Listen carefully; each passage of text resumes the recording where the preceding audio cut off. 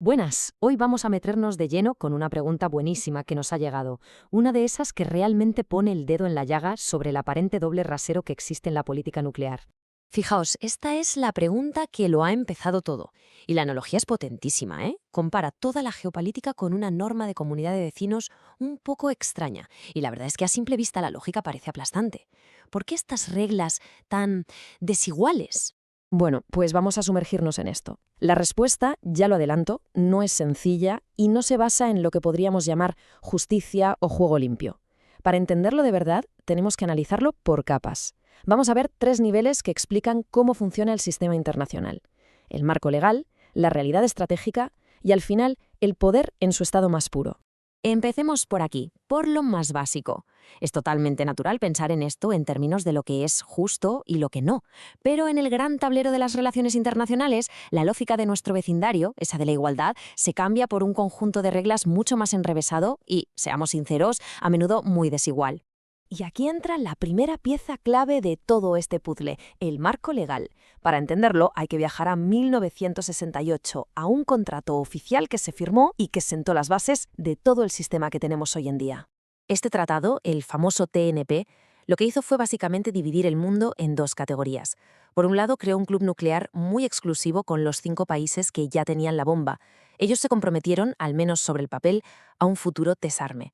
Y por otro lado, pues el resto del mundo. El resto de países firmaron su renuncia a desarrollar armas y a cambio se les prometía ayuda para usar la energía nuclear con fines pacíficos.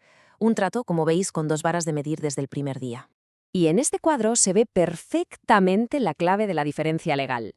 Israel nunca firmó ese tratado, así que técnicamente no está violando ningún acuerdo al que se haya comprometido. Irán, en cambio, sí que lo firmó, puso su firma en el contrato. Por eso, cualquier sospecha sobre su programa se ve como una posible ruptura de un pacto que aceptó voluntariamente. Pero ojo, que el argumento legal es solo una parte de la historia. Por debajo de todo esto hay un problema técnico de base, uno muy gordo, que es la raíz de casi toda la desconfianza a nivel mundial. Y este gráfico lo ilustra de maravilla. El gran desafío tecnológico es que el proceso para generar electricidad en una central nuclear y para construir una bomba es, en esencia, el mismo. La gran diferencia está en el nivel de enriquecimiento del uranio. Para la energía civil te vale con un 5%, pero para una bomba tienes que llegar al 90%. Es una línea muy, muy fina. Y claro, este escepticismo es lo que alimenta la presión internacional. Muchos países se hacen una pregunta muy lógica. A ver, ¿por qué una nación que está literalmente sentada sobre un mar de petróleo y gas tiene tanta prisa por desarrollar energía nuclear para fines civiles? Esa duda es la que hace pensar que quizás el programa civil sea solo una fachada para otra cosa. Venga, pasemos a la siguiente capa.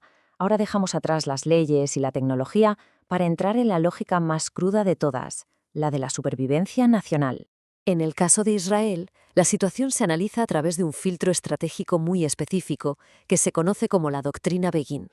Y su principio es muy claro: la prevención por encima de todo, es decir, actuar antes de que sea demasiado tarde.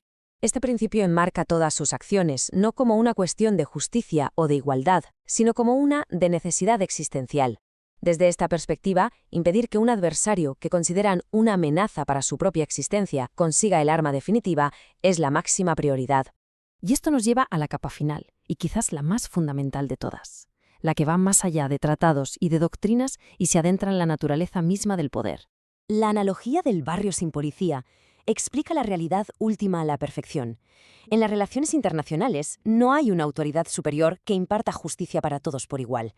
Al final, lo que suele ocurrir es que los actores más poderosos son los que definen las reglas del juego para mantener el equilibrio de poder que les favorece.